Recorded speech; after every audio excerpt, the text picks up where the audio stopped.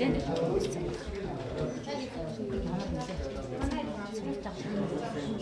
намар үзсэн юм.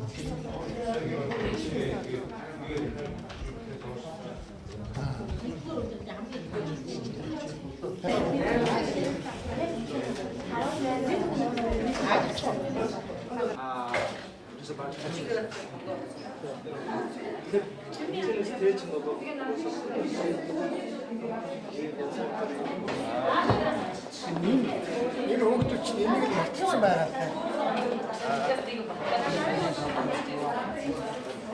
Тэр хатна.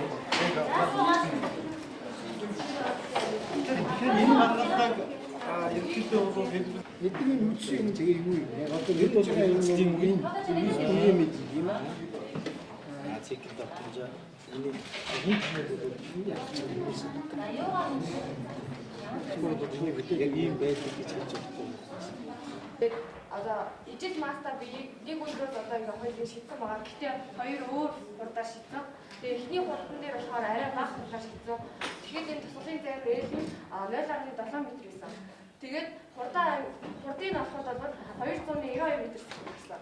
Харин дараа нь болохоор хурдын арай ихсгэж үзсэн байгаа да. Тэгээд одоо тусгалын зайр арай илүү хол буюу 0.1 м гэсэн. Тэгээд энэс учраас одоо хурдыг ихсгэж үзсэн тусгалын зайр байна гэсэн. Дээр төгөөсөн хот үеийн 173 173 гарсан. Тэгээд 9.8 гэдэг та маань өөрөө яг ихнийхээ юу туршилтнаар л батлагдсан маа. Хоёрдугаар улсныхаа хувьд 150 метр болсон. Тэгэл үеийн 146-ийн квадрат гараад тэгээд нөгөө 9.8 гэсэн та маань 9.6 гэдэг арайч хан зурсан та гэсэн байгаа. Тэгэхээр шидэгдсэн үе хөдөлгөөн тийм. Тэгэхээр анхны хурд та нар болохоор юу болсон гэхээр шаарга ингэж тодорхой хурдтай шидээд тэгээд ямар зайд умж байгааг хэмжсэн тийм ээ. Энэ болохоор багцны өндөр. Одоо багцны байх нь шидэгдэж байгаа өндрийн хэмжээ үстэй. Энийг ашиглаад та нар юу болсон гэхээр анхны хурд. Тэгэхээр одоо бид нэг хүүхд байхаас л баахан чулуу шиддэг. Гүүж ирж байгаа шиддэг үстэй. Тэгэхээр тэр яах гэж байгаа? Анхны хурдыг нь ихсгэж тохиолдолтой. Энэ бол тийм туршилт хийж байгаа. Дараа нөгөө өнцгөө өрчиж үзсэн юм. Тэрний дараа нь ярьчих. Тэгэхээр энэ бол одоо нөгөө амьдралын жишээ байхгүй юу? Одоо баг манднэр бол бүгдээрээ чулуу шидэж, огтойч бас шиддэг байх үү, тийм ээ? Тэгэхээр чулууг бол яаж шиддэг вэ? Зүгээр зогсож байгаа шидэхээр бол энэ наан унцдаг. Тэгээд яагаад гэж байгаа? Хүч багтаа буюу өөрөө анхны хурд бол бага хүчээ. Тэгэхээр гүүж ирж байгаа шидэл гэдэг чинь бол баг өөрийнхөө хурдыг нэмж өгөөд тэгээ нөгөө чулуугаа явуулчих чана гэсэн баггүй. За энэ дээр би хэн багшаас асуугаад хэн билээ? Эрдэнэт багшаас. Энэ үг нь их сонирхолтой байхгүй. Гэхдээ та нар яг тэр нөгөө гоёыг ингэж мэдэрч чинь үгүй гэж ахын эргэлзээд. Хүн чинь өөрөө хүндийн хүчээр хурдчих байна. Одоо дэлхий энэ юу гэсэн үг? Энийг нэг хүүхд хэлж чи. Юу гэсэн үг вэ? Хүндийн хүчээр хурдчих гэж юу? Яг ихтэй багшаас энэ одоо та ингэ бодож байна. Энэ бол маш одоо гайхамшигтай хийж байгаа байхгүй та нар энэ жинхэнэ одоо миний одоо хийх багш хамгийн хамттай юм чинь юу вэ? Тэгэхээр би ихтэй багшаас юу асууад байна. Энэ томьёоны гаргалыг та нар яаж хийж байгаа вэ? Хүүхдүүдийг яаж зааж байгаа юм бэ гэсэн. Миний гаргалыг хийж чадахгүй наадсаг одоо хамгийн их гайхамшиг байна. Та нар энэс цаашаа бол тэртээ дөрөв бодож байна. Энэ амарх энэ томьёо байх юм бол дөрвийн тооноор байж P гэдэг чинь 314 тийм үү? 314-ыг квадрат хэлээвч Т гэдэг чинь саяны дүүжим чинь энэ цэгээс яваад энд хүрээд буцаад нөгөө цэг дээр ирэх хугацаа үлдсэн. Тэрний чинь саяны баг жишээ хэлж байдаг шүү дээ. 100-ийн хэд 63 секунд нэг очиж шүү дээ. Тэгэхээр энийг тавьчих. Ээл гэдэг чинь болохоор нөгөө утасны ч урт байхгүй. Энийг бол ингээд та нар амархаа хийж. Тэгэхдээ энэ яаж гарч ирж байгаа? Энэ хамаарал энэ хэлхээ яаж одоо мөн яаж гарч ирж байгаа вэ? Тэгээс ямар газ яаж өчигдэн цагаан баахан нэрж байгаа энэ зүгээр цаасаа үзсэн юм. Энийг тэгээ нөгөө жигээ авах юм бол квадрат язгуурын дотор авах квадрат гэж шүү. Юу шүү. За.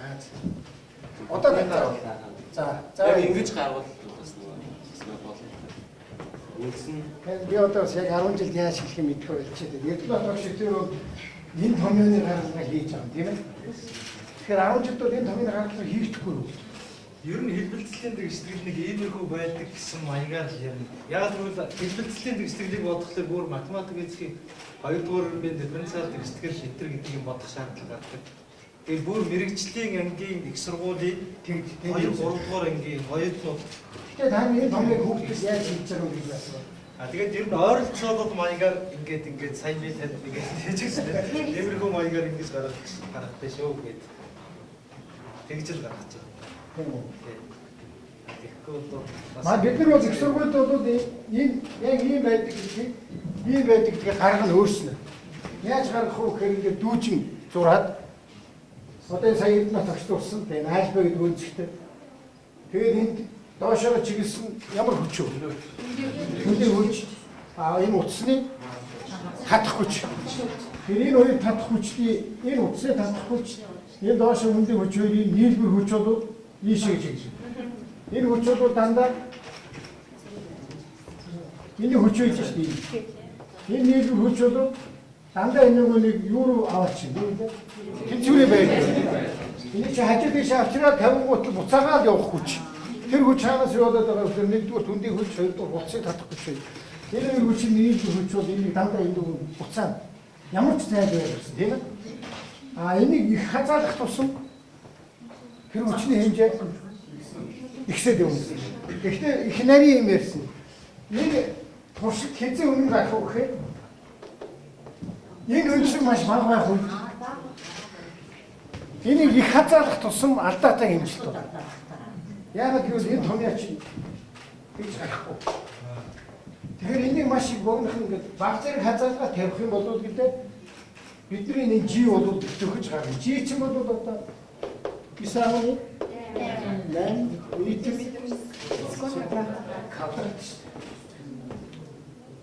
тэгэхээр 10 жил бол игдэл юм байна л дээ. Би бол одоо сая ирдэ асуусан.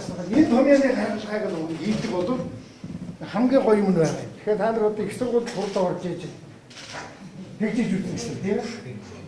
Ингэж бичих хэрэгтэй байхгүй. Синус альфа тийм. Синус альфаудад хийсэн юм эндээс гэж. F-ийг хуваах. F гэдэг одоо E маань. F-ийг хуваах. Энэ баг. Буюу энийг хуваах. M G. Зүг бичдэг. Ингэж л бичих хэрэгтэй байна. Би нэг тань тайрыг ойлгомжтой болох гэдэг. Манай багш чи шууд ингэ биччихээр чинь энэ хаанаас хараад ирэхлээр энэ гурвалжингийн хувьд синус альфа гэдэг бол энэ хоёр хүчний харьцаа дээр үзэх юм. Буюу одоо эндээс чи шууд харж байгаа. M А бол NG үржүүлэх нь синус альфа. За энэ бол ингэж гарсан гэж. Ингэж гарсан. За одоо энэ хэлж ойлгоо. Одоо өөрөөр хэлбэл омега гэдэг чинь үндсэндээ хурд байна тийм ээ?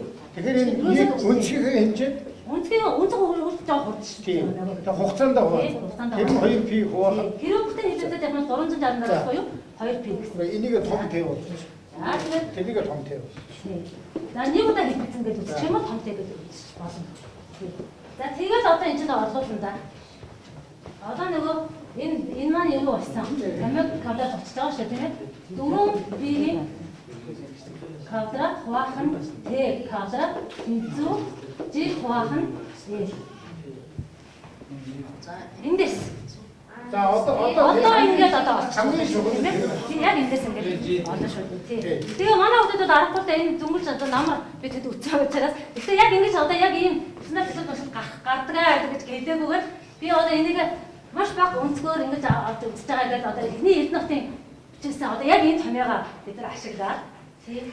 За тэгээд энийг мэдээж үнцэн хурдаа бол бид ашиглана. Тий. За тэгээд энийг тэгэхээр би хэлээд байна.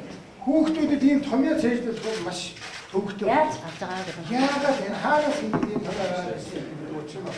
Тэгэхээр манай багш нар сая гаргаад ирлээ шүү дээ. Энэ томьёо хаанаас гарч байгаа вэ гэхээр ерөөсөө таарны хэмжээд байгаа энэ томьёо шүү дээ. Энэ томьёо хаанаас гарч ирж байгаа вэ? Саяны энэ математикт дүүжингийн хөдөлгөөн дээр ямар хүч үйлчилж юу болж байгаа гэдэг энэ текстийг бичээд бодоод үзэхээр хөдөлгөөн байхгүй энэ гарч ирж байгаа юм. Энэ ингэж гарч байгаа шийдвэрийг хангах гэх юм. Тэгэхгүй энийг шууд бичээд явахаар хөрөөсгөл болно. Хаанаас яхаараа дуутал тэг хавдраа энэ хин бурхан хэлсэн юм хин хэлсэн. Тэгэхээр тийм биш энэ өөрөө хууль юм байх биш. Хуулиараа энэ хуулиараа явсараа гарцаа байхгүй G гэдэг юм чинь ингэж хаалгаа гэж. Тэгээд энэ G ингэж ийм хамааралтай юм бол энийг нь хэмжээд энийг нь хэмжээд одоо дэлхийн зөндөө хөшөө хөдөлгөөний бол бид бодчих биш. Гарч ирж байгаа энэ нэг л тань сайн ойлгож байгаа гэж. Тэгэхээр Эрдэнэт багшууд бол явсаар байгаад дифференциал текстүүд дээр очиод байсан байхгүй юу? Сайн нэг нүгэ юмхтэй багш юм билээ. Би одоо нөгөө сандарсантай айд багш үү? дандаа болтгоо. Замдаг хүн багшууд бол харин хэцүү гараад ирлээ шүү дээ. Тийм ээ? Та нар ойлгосон уу одоо энэ оныг тэгдэг ойлгосон уу? Тэр бол хэлбэрийн хад гişдээс гарч ирдэг гэж бид нэр хэлбэрийн гişдээ одоо хийж байгаа. Хэлбэр зөвлөгөөнийг илэрхийлж байгаа тэгштгэл. Тэгээ хэлбэр зөвлөгөөнийг илэрхийлж байгаа тэгшгэлээс гаргаад ирж байна. Энэ ч уулаас ингэ хэлбэр зөвлөгөө шүү дээ. Заавал баярлалаа багш нарт. Энэ яг энийг л хэлэхгүй бол надад нэг тийм хоос юм үлдчих гээд байна. Нэг нөхдүүд нэг томьёогоор үзээд нэг тийм томьёо байдгийг гэлээ. Маш муу байна. Тэгээ манай физик яадгийг ихлээр одоо их сургууль 5 дэс сурсан шүү дээ. Энэ бүх юм чинь яг ингэж учир утгатай энэ гаргадаг. 10 жилийн програмд болохоор зэрэг энэ нөгөө дифференциал тестийн систем эсвэл дифференциал тестийн машиныг бодох боломжгүй учраас саяны замдаг хүн багш хэлж байгаа шиг ингээд синус боломжтой юу юм? Косинус боломжтой юу юм? Одоо өөрөөр хэлбэл хоёр удаа уламжлал авахд өөрөө гаргадаг хөнгөс юу юм гэхээр синус юм. Тэгж гаргаж ирж байгаа юм байна. Тэгж хэлдэг юм байна. Энд бол дандаа хэвтэйчгийн болгонод байгаа. Тэгээ бид нарт хэвтэйчгийн тийм хурдлагыг олоорой гэсэн. Тэгээ бид нар цаг үлдсэн болохоор дараа нь өнцөг үсгэж шийдэж үзсэн. Тэгээд онлын хувьд бол биднэрт өмнө 45 градусад бол хамгийн их утга байдаг. Тусгалын цаг хамгийн их утгыг авдаг гэсэн. Тэгээд үүнээс юу дүгнэх вэ гэхээр өнцөг ингээд 5 градусаар ингээд ихссэн. Эхлээд 5 градусаас 83 см буюу 0.83 м байсан. Дараа нь 10 градус боловсролын зав болдог гэж ихсэн гэдгийг эндээс тэгвэл.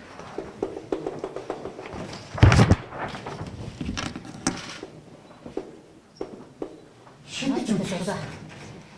Одоо энэ юу багшууд энэ дээр нас хийлээ. Шийдэж үзэх хэрэгтэй байхгүй.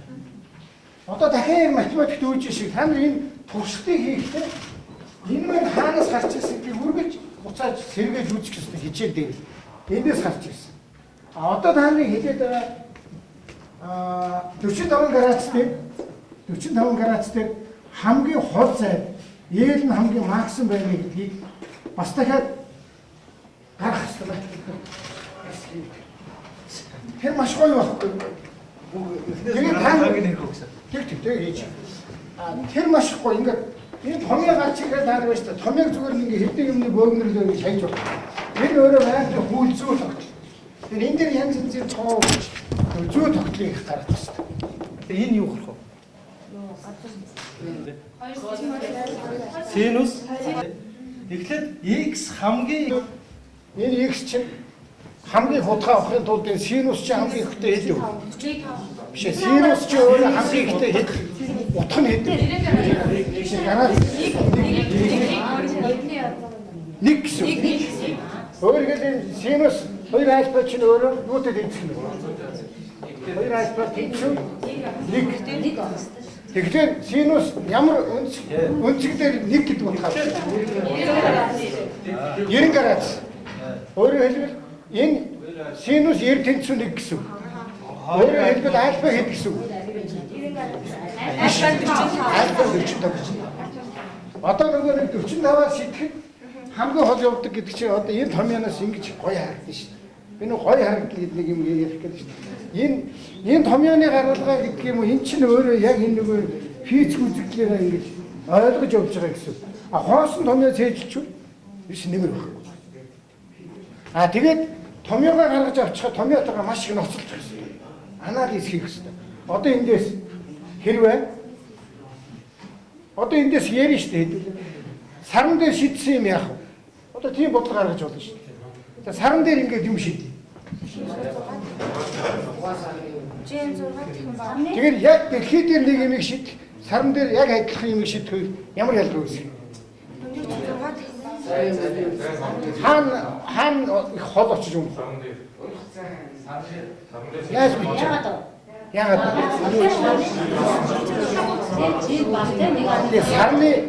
сарны жи бол баг. Дэлхийн хол бол 9.8, саран дээр очихоор нөгөө татагдах. Баг татагдах гэсэн. Тэгээ хол орчих юм. Тэгэхээр энийг та нар зүгээр жи 9.8 гэж чийж хайж болохгүй. Саран дээр жи чи өөр бай. Наран дээр өөр бай. Одоо хаана өөр бай. Тэгэхээр одоо эндээс нөгөө томьёоны анализ гэж би хэлийг хэлж байна. Энэ ч юм бол зөвхөн 9.8 гэж тогтоож болохгүй байхгүй. Дэлхийн хувьд 9.8, сарны хувьд тэгвэл өөрөө. За тэгвэл би саран дээр юм шийдэх бол миний шийдсэн би бол хол орч унах юм. Гэгчээ тэндээс анализ хий. За өшөө юунаас хамаарч байна? Анхны хурд. За нөгөө түрүү чи бидний ярьдаг гүүж ирж байгаа шийдэх юм бол анхны хурдыг их огч байгаа учраас хол очиж байна. Ингээд ерөөс маш хялбархан тэгтээ ингээд 2-3 параметр дээр анализ хийх. Манай багш нар бол анализыг их сайн хийх хэрэгтэй хүүхдүүдэд.